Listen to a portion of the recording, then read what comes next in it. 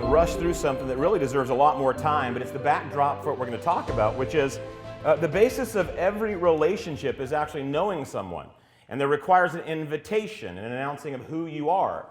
And in the book of Exodus, the book of Exodus, the basis for this relationship that God invited the nation of Israel into was when he met with Moses, and many of you are familiar with the story, when the burning bush, and Moses is called by God to go deliver his people out of bondage, and Moses asked him a very simple question. He says, well, who should I say sent me? And so what God says to him is, he says, Inye asher inye, I am that I am, I will be that I will be.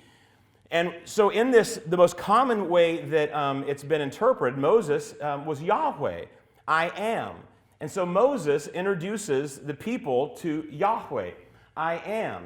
And what's beautiful about this is, for us, man, we pass by a lot of the things that Jesus says because we're not a first century Jewish individual who's been steeped in this history of what God did. In fact, the basis for all of the Jewish narrative is what God did in this Passover event, in this bringing them back from exile, in this introduction into who he was with this very personal name, which has been translated, I am.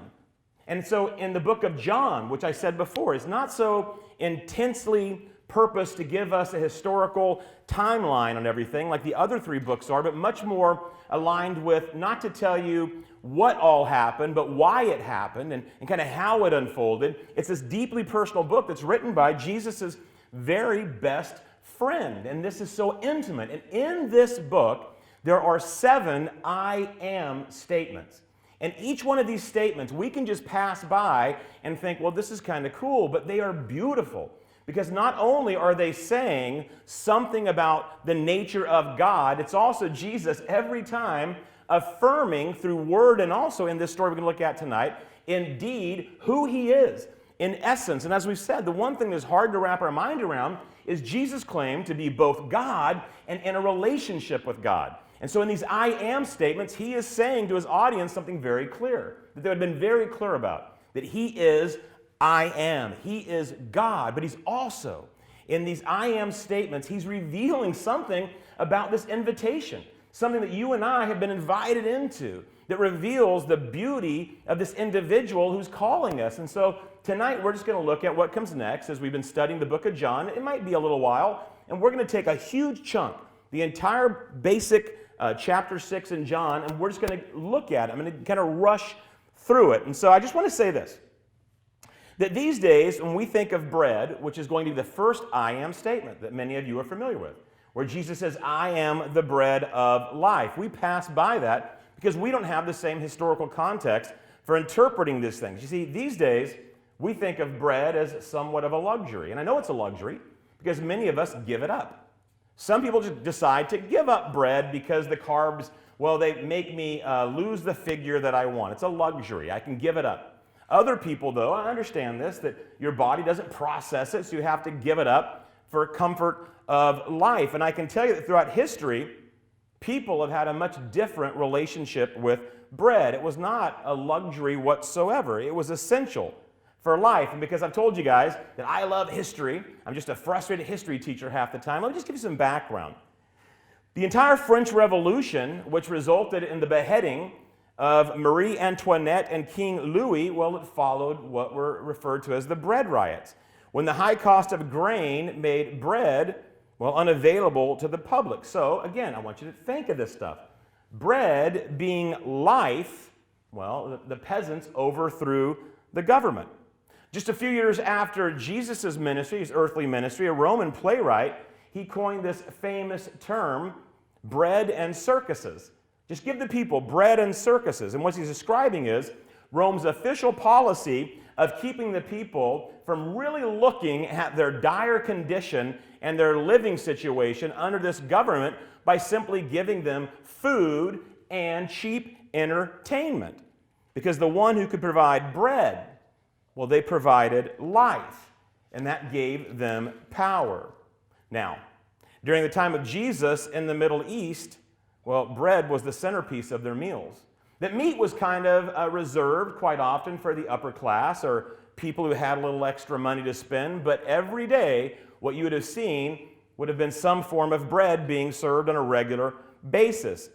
So again, I just want to set the backdrop for this. In ancient times, bread was not simply necessary for life, it had actually become a metaphor for life. But now, as you take the Middle East in the ancient times and you narrow it down to the narrative of the Jewish people, well, the Jews had an even more intimate relationship with bread, and it was contained within their national consciousness. Like I've said, the entire story of the Passover, the return from their bondage in Egypt, this shaped their national identity, and in that, bread played a huge role. You see, there was a point in their history, as I just referred to, that for 400 years they were actually enslaved in Egypt, and then, as I referred to earlier, God called a man uniquely qualified named Moses to release them from bondage, to go get Pharaoh's attention and make sure that his people were set free. And so through the series of divine interventions, it happens. God uses Moses to facilitate their freedom. But now, as we've said in here, then they found themselves in the desert. They had a whole new set of issues that came up. And one of them was they had a very real specter. And I want you to understand this, a very real shadow looming over them, which was starvation. This massive group of people who were just decimating everything around them because of their food supply, the necessary food supply dwindling. So, God delivered them again. And they found themselves waking up in the morning and arriving over the night. What they found when they went out was all over the ground was this fine flake-like thing. And it's described as like frost on the ground. And it was like a coriander seed. And I say that acting like I've ever seen a coriander seed. I have not. But it's described as like a coriander seed in size. But it was white. And what the Israelites would do is they would gather it before it melted in the sun every morning. And they would grind it and ground it, and they pounded it into cakes, which they would then bake. And the cakes they baked, it resulted in these cakes that tasted like they had been baked with oil, with nothing else added to it. And even raw, if you just scooped it off the ground, they described it, those who passed down, what it tasted like. This very real event that God sent to deliver them in another time of need. They said that even raw, it tasted like wafers that had been made with honey. And this miraculous bread from heaven, powerful enough so it would provide life, but also sweet enough to be desirable, well, they called manna. And this is the historical backdrop that we're looking at in chapter 6 of John. You see, Jesus was in his ministry, and he began to preach. He went up this hill, and he began to preach. And again, in John 6, he'd been teaching in Capernaum. But this rock star, through all of his miracles, people coming to see the magic man, people's attention upon him was growing, as was his popularity. So he'd been teaching in Capernaum, but he and his disciples, actually, they go across the Sea of Galilee to a town called Tiberias. And thousands of people, again, I'm so, if one thing I can get as I just teach this historical stuff, is get out of your mind that all of this stuff was done in some quiet corner where nothing was happening. This was a big deal. Thousands of people were flocking to hear Jesus preach. So the word had gotten out, and thousands of them showed up. And so Jesus, he basically, in this story, and I would encourage you all to read John 6. Jesus asked one of his friends there with him, one of the disciples, he asked his buddy Philip, he says a very simple question. How are we going to feed everybody who's here? And so Philip says in response, I have no idea. We do not have enough money to go get bread for a group of people this size. And so Andrew, who's apparently been out working the crowd, just been saying hello to people, making sure that everything was situated, making sure that it was ready for Jesus to preach, he actually comes up and he says to Jesus, well, actually, there's a boy here, and he's got 5 barley loaves and 2 fish. But he basically says, I don't know how that's going to work. But see, what's cool about this is as we read it, we get the sense that Jesus actually already knew what he was going to do. And so what he did was, and so many of you are familiar with this story from Sunday school, and you stop when it gets really interesting, right? So Jesus, he tells his disciples, have everybody sit there, and he gets the bread, and he gets the fish, and he begins to distribute it to everybody. And somehow, miraculously, as he's distributing it, everybody there gets fed. And then when he was done, he tells the disciples, he says, well, now go gather up all the stuff that's left over. And they had 12 baskets full of food that was left. Now, I want you to remember, because you have to put yourself in this mindset to the people who had just showed up, who had just seen a man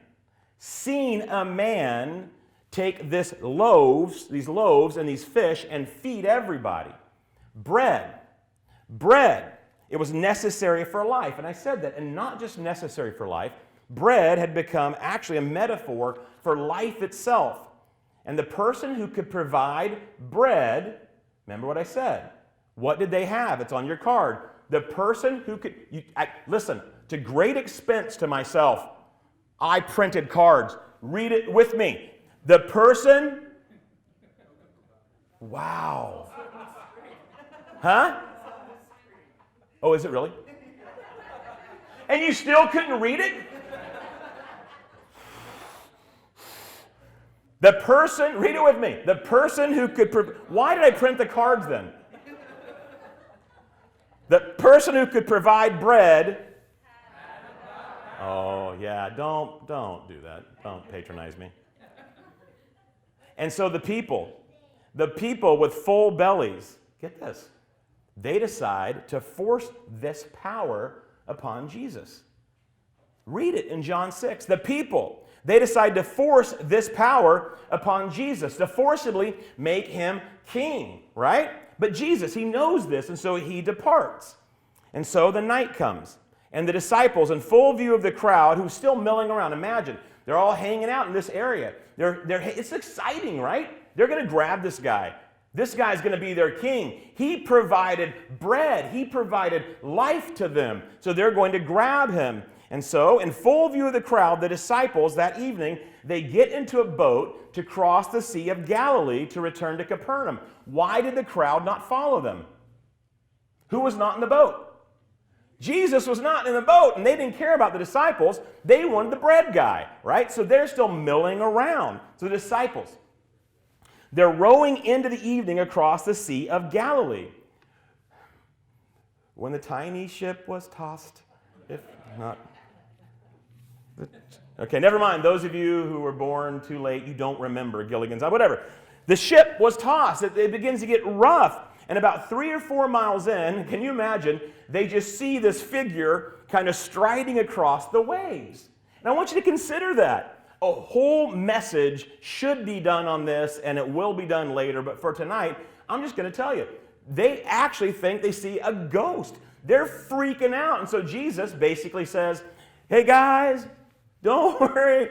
It's me. And he gets over there and he gets in the boat. And here's why a whole message needs to be taught on that. Because everything Jesus said, everything Jesus did was always revealing something, and we miss it. You know what it says in Job? And I got the Bible reference for those of you who want to know. In Job 9:8, do you know what it says about God? It says, only God treads across the waves.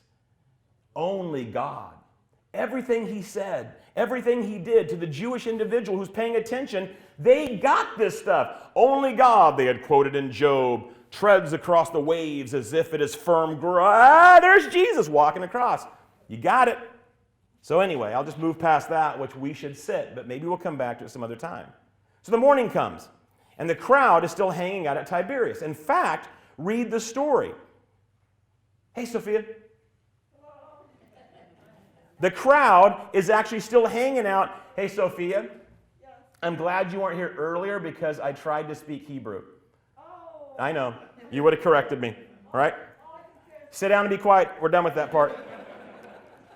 And the morning comes, and the crowd is still hanging out at Tiberias where he had fed them. And actually, what's amazing, read about this. Word has gotten out. Other people are coming, right? Word had gotten out. He had done miracles before. They went to see him for miracles. He had fed them bread necessary for life, but in their entire consciousness, a metaphor for life. And he was the guy. So more people are showing up. But as they begin to mill around, there's no sign of the bread guy. There's no sign of him. And so they go, how did he slip away while we were watching? How'd that guy get away? And so read it. As many of them who could get into the new boats that had showed up, They get there and they begin to row back to Capernaum. And who are they looking for? Jesus, the bread guy. So they just get across the Sea of Galilee, and when they get there, they look all over and they find Jesus. And they ask him a question. Now, here's what I want you to get. Of all the stuff that they could ask him, how do you do this? What does this bread mean? Of all the miracles, tell me. They asked, to me, the most asinine question, but I guess it would be the one I would want to know too if I had just been looking for him. They said, well, how did you get over here? That's what they're concerned about. How did you get here? And then Jesus, he cuts to the chase, and look what he says right away. Because Jesus will always cut right to your motivation. He will always cut right to your agenda, right to your heart. What does he say in verse 26? Is that behind me too? All right. Jesus answered, very truly I tell you, you are looking for me, not because you saw the signs I performed, but because you ate the loaves and had your fill.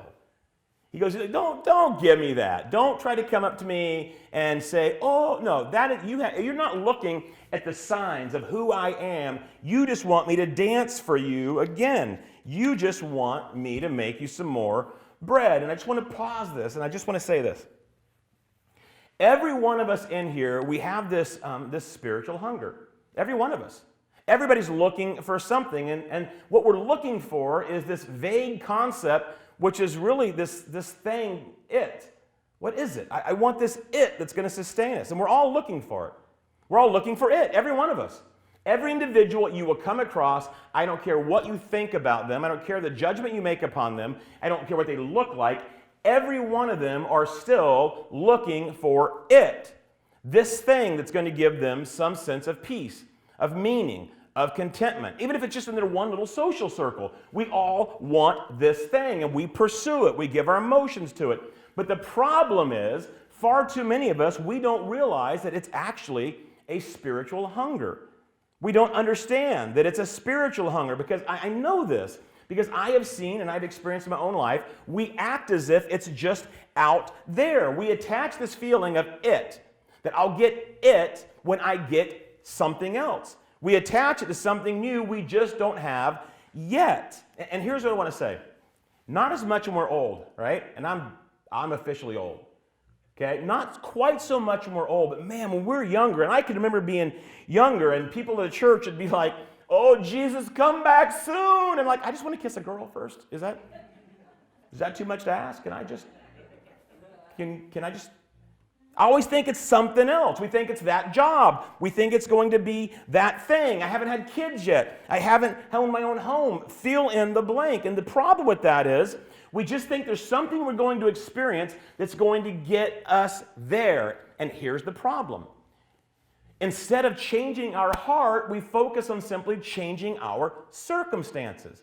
Time and time again, in this pursuit of it, we don't understand it's a spiritual hunger. We attach it to if I get a scholarship, if I get that job, if I get a wife. We attach it if I get that thing. I'm going to go ahead and have it. And so we constantly change our circumstances. But the problem with that is, when we say if X, Y, and Z line up, I know I'll be happy. When X, Y, and Z line up and we still don't have it, well, we just believe we chased the wrong thing and we're off to the next thing. But the truth is, you'll never be satisfied with chasing those things. And this sounds like a spiritual cliche, but he's going to talk about it. Jesus is going to say, you're never going to be satisfied with filling your bellies with bread. Whatever you're looking for to sustain this hunger, because everything you're looking for, it's just too fragile. You can grab it for a while, but it's just going to fall apart. And that's what he says in verse 27. Do not work for food that spoils. Don't work for food. In fact, there's actually a little bit of this that goes back to the manna. Do you know what they would do? They'd try to not do the work for the week sometimes. The manna would come down in the morning, and they'd be like, man, if we just collect enough for the rest of the week, we won't have to work for anything except what happened when they stored manna. What would it do? It would rot. I'm so glad you weren't here, Sophia. You would not have liked how I pronounced Enye, Asher, Enye. Is that close? Oh, never mind. Never mind. It would rot. They would try to not do the work, get what they thought was going to sustain them, and it would rot. And Jesus is saying that we seek the spiritual satisfaction in things, in relationships that are just going to eventually disappoint. And I say this, and I've preached this so many times in the past that I'm just now understanding it. I've gotten so close to things that I actually haven't been able to see it. And here's what I can tell you. None of these are bad things. They're not. They're not inherently bad things. In fact, they were all basically, right, invented, created, brought to life, and manifested by God himself, the creator of everything. It's not a bad thing to want to have a husband. It's not a bad thing to love your husband. It's not a bad thing to want to have kids. It's not a bad thing to want a job. It's not a bad thing to want to retire early. It's not a bad thing to enjoy your stuff. It's not even a bad thing, as you look around, to really want a different political climate. It's not a bad thing. It's just that Jesus says that these things will eventually disappoint you. Not because they're bad things, but because they're fragile and they're going to eventually spoil. And even if you have just a season, or maybe you think you're going to have it forever, you're going to lose it. And then what do? Okay. So the only thing which can never be taken from them, and again, this is bread he's talking about. He's talking about bread, but it's a spiritual concept. This food, the only thing that will endure, the only thing which will ultimately satisfy, is far different than what they were looking for. Although he had told them, he had shown them, everything he did was a sign, they still didn't see it, and yet he says this is what you should be looking for in verse 27b. But for food, don't look for food that spoils, but for food that endures to eternal life, which the Son of Man will give you. Because I'm right here in front of you, and yet everything I do, you still want the dance. Dance, monkey, dance. And yet you miss it. You miss it every time. And have you ever considered why that is? And I'm just going to say it real quick. Most of us have. It's really because the only thing that can actually satisfy a spiritual hunger, well, is the person who created our spirit. Only eternal things can actually satisfy our longing for it. And I just want to break it down, things I've told youth group forever, and so it's going to sound like you've heard it forever. But this is the truth. The Bible teaches that God the Father, God the Son, and God the Holy Spirit, they've been in this eternal dance. And I want you to think about that. That long before we ever came around, that relationship marked them, Him, the Holy Trinity, the Triune, the Godhead, three in one. They were in this circle of love, this eternal dance. And I don't think we get it. And we have been invited in. Think about that. That we were created for this thing. In fact, when the Bible says, when Scripture says, when God tells us, you were created in my image, it means we belong in the dance. We belong in this relationship with God. That's what we've been created for. The image of us. In fact, do you guys remember, this is in my notes, do you remember the story when they said, what about taxes, right? And that's how they said it. That's a perfectly fine Hebrew accent. What about taxes, right? And they go, he goes, what about taxes? Give me a coin. And he actually said on it, he said, well, here's a coin. Whose image is on it? What did they say? Whose image was on it? He says, just give to Caesar what is Caesar's. What was left unsaid is, whose image is on you? Mine. God's. Give to God's what is God's. And that's not even here. So let me pick up where I'm supposed to be. We were made to love God. We are made with this desire to find it. And it is found in this beautiful relational dance. I've said that. Not God and, not Jesus and. It's Jesus in the center of everything. And that's where we have this beautiful rhythm that brings us it. We've been invited in. But even then, people, they didn't get it. In fact, what did they worship? They worshiped the law so much more than they worshiped the lawgiver. Look at what they went right back to. Verse 28, it's always their default. Then they asked him, what must we do to do the works God requires? This entire beautiful system that Moses, inspired by God, had set up, which I said a couple weeks ago, the Mosaic Law, which was just called the law by that time, this beautiful system, they had missed something in it. It was their default, but they missed the beauty that was within it. You see, They forgot about bread. Bread. They forgot about bread. You see, on a golden table within the tabernacle that they would pass by, that they would just go and they would do what they were supposed to do as good Jewish people, like we're good Christian people. They would just do this thing, just do it. And they forgot that everywhere they went, there was an invitation right in front of them. On a golden table within the tabernacle sat what was referred to as bread of the presence. Bread of the presence, his presence. What the priest would do is they bake the bread with fine flour, and then they would place it on the table for 1 week. And then upon the Sabbath, the bread of God's presence, what would they do? Eat it. They would eat it.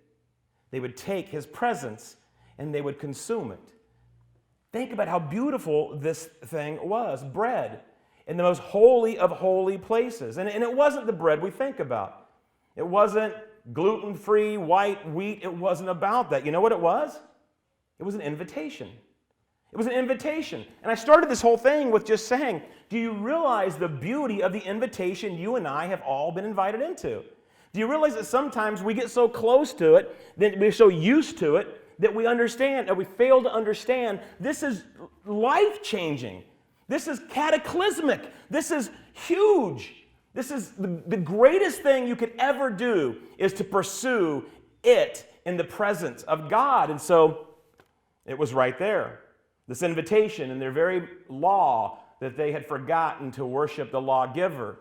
And he had put a reminder that they were invited into a fellowship with God to experience life, the bread of his presence, right there.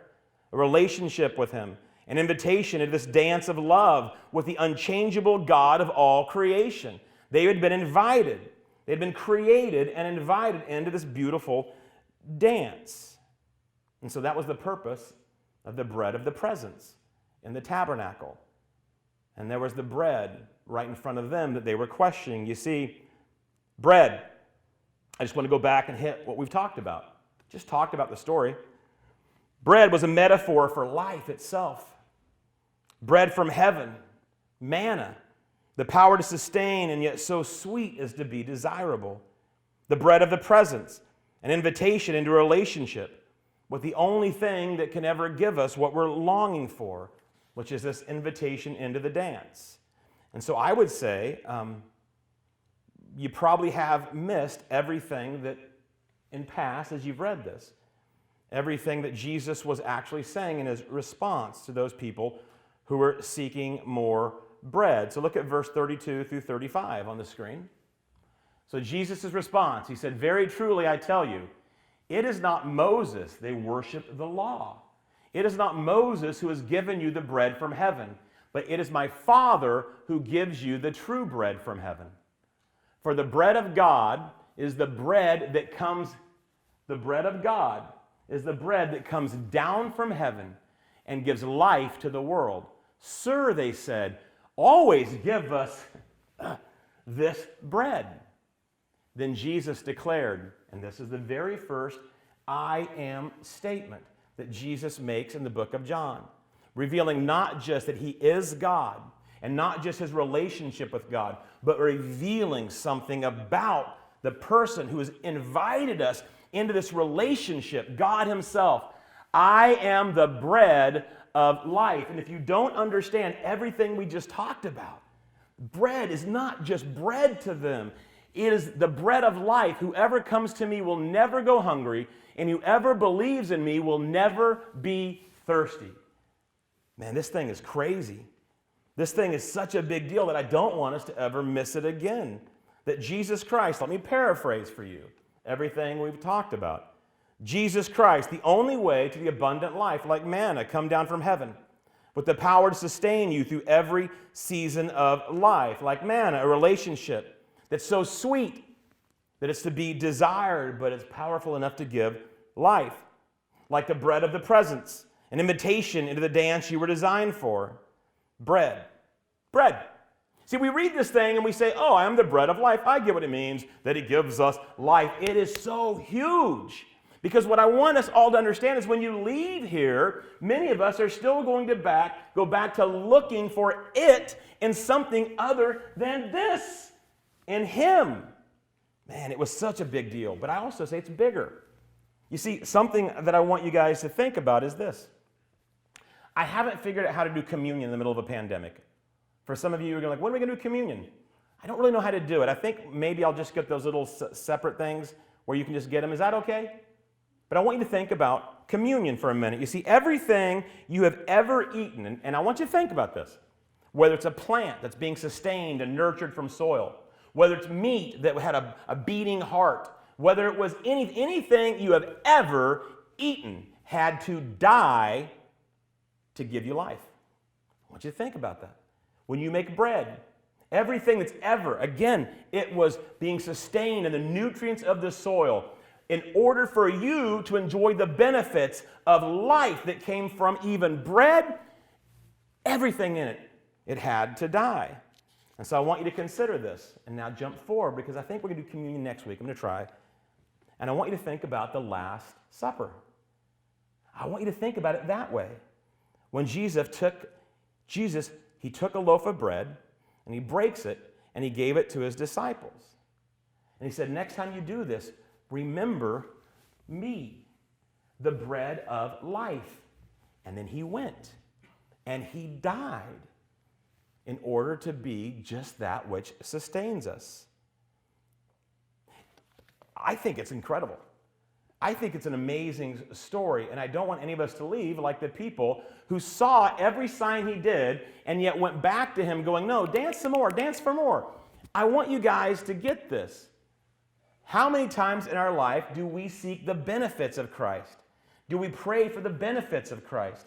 And we don't actually seek Christ. And I believe far too often in my personal life, I've been given all these things that are signs of God's love, signs of the blessings He wants me to enjoy, signs that are signposts that should point me back to Him, the bread that sustains, but I'm happy just enjoying this. And I hope tonight when we do communion next week, I want you to think back to bread, that everything in bread had to die in order that you might have life. And you might then understand that everything Jesus said and did in His ministry was pointing to the day that He would do the same for us.